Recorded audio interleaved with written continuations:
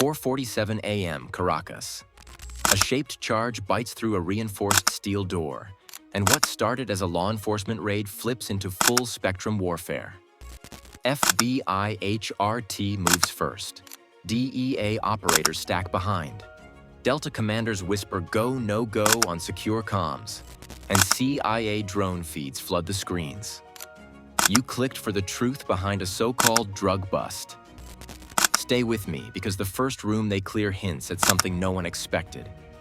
A state-embedded narco machine. The question isn't if cocaine was inside the palace.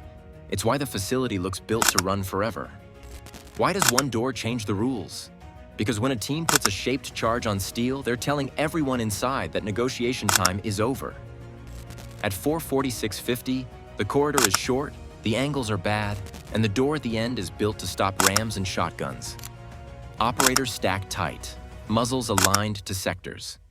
HRT calls the sequence DEA slots into the train, and the third radio circuit carries clipped updates from Delta Command. The layout forces a frontal breach. The question is how to cut the lock without turning the hallway into a blast tube. Standard tools go back in the bag. No Halligan, no shotgun breacher, no thermal torch.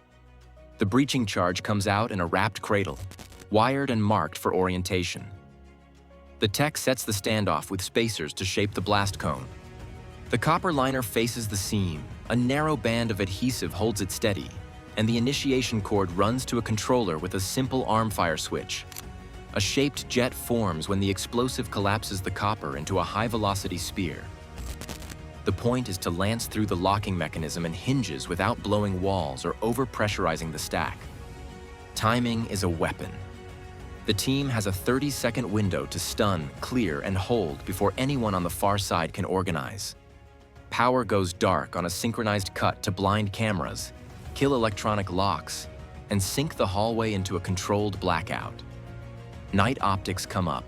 The charge arms at 4:46:59. The blast hits at 4:47, and the shock wave rides forward, not back. The door peels inward, a wedge of steel tearing from the frame. Overpressure vents downrange. The stack rolls. Flashbangs crack low, away from eyeline. 2 rooms off the corridor go cold in under 10 seconds. Closets kicked, corners checked, dead space burned with white light. Thermals glow in the third doorway. Sentries, not sleepers. One drops into cover, one raises a weapon. Controlled pairs answer from the threshold. Short bursts, measured cadence, rounds strike center mass, then the pelvis to end movement. A second team cuts left to block a cross-haul, trapping anyone trying to flank. Hostage rescue schools drill this timing until it's a reflex. Sub-60-second dominance is a benchmark, not a brag.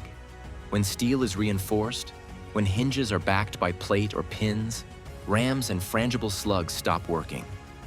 That's when a shaped charge becomes a surgical tool. It's about creating a door where one refuses to exist, and doing it without turning the entry team into shrapnel catchers. The surprise lands after the third threat drops. The air is wrong, not bedroom stale or office clean. A low, constant hum rolls from behind a partial wall. The odor bites, plastic and resin, not fresh paint.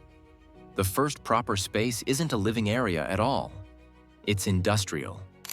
Racks line the walls with commercial vacuum sealers. Spools of heat seal film sit on a steel cart.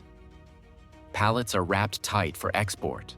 Corner boards pinned under stretch wrap like they're prepped for a freight pallet jack. A climate unit kicks over in the ceiling, and the vent pulls inward. Negative pressure.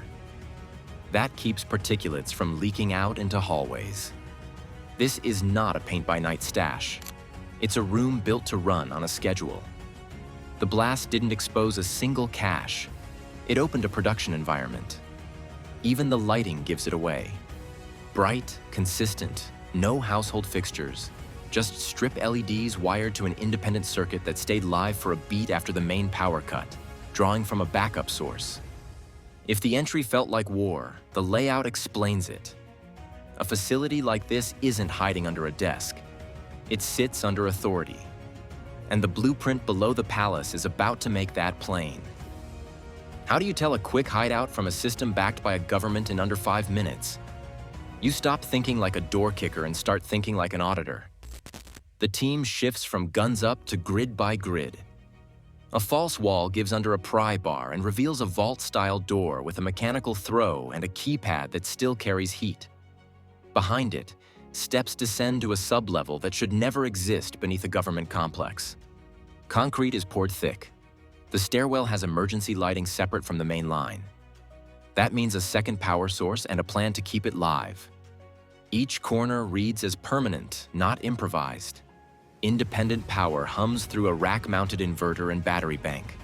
Climate control runs its own loop, ducts sealed with mastic, filters marked by change dates. Air pulls inward at every doorway, negative pressure, so product dust stays in. Industrial shelving isn't shoved at random. Rows are spaced for pallet jacks, tagged by aisle and bin, with stoppers bolted into the floor. You don't move this overnight, you don't build it without permission. The machinery locks the case. Hydraulic presses sit on isolation pads, plates greased, dies machined for brick uniformity. Precision scales read to 1/10 of a gram, 3 per table, each with a logbook of calibrations. Vacuum sealers run wide format bars for multi-brick packs. Spools of tamper-proof film carry lot numbers, and the dispenser tracks shrink ratios for consistent seals. A chemical cage holds solvents and reagents labeled by batch, with material safety data sheets and sleeves. The resin odor from upstairs has a source. Active packaging lines staged for a pallet build. Then come the ledgers.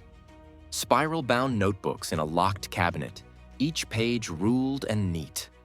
Entries list dates, weights, destination codes, and payment figures, with initial reviews showing July through December 2024. Analysts count more than 200 shipments, single loads from 50 to 500 kilos. Tonnage over that window tops 40 tons. The figures on the right margins show transaction values exceeding $800 million. Purity notes hold above 92%. The columns for destinations match port shorthand and airfield identifiers, and several lines carry initials that track to military units and specific port codes. That is not slang, it's bureaucracy. The digital thread is worse. An office alcove holds a desktop left running. Investigators bypass its protections and open mail chains linking Venezuelan military officers with cartel intermediaries. Spreadsheets break down profit splits by exact percentages. Scanned bank transfer receipts trace funds through offshore accounts in Panama, the British Virgin Islands, and Cyprus. Another folder holds manifests that sync with controlled ports and air corridors. Routing tables map maritime legs that line up with weather windows and radar gaps. On a separate drive, cached footage shows uniformed officials overseeing packaging, inspecting bricks, and approving shipment loads. 30 tons at export purity doesn't happen as a one-off. That throughput demands supply, staging, transport, and protection across nodes. Maritime legs need pre-cleared berths. Air moves require slots with ground handlers who don't ask questions. Roads in a capital city demand escorts that wave trucks through checks. When all three surface, sea, air, ground, the only shield that fits is layered authority. Outside this bunker, the network flashes. Shell companies tie to freight forwarders and offshore registries. As this door opens, synchronized strikes hit other districts. Tonnage, cash, and manifests go down within the same hour.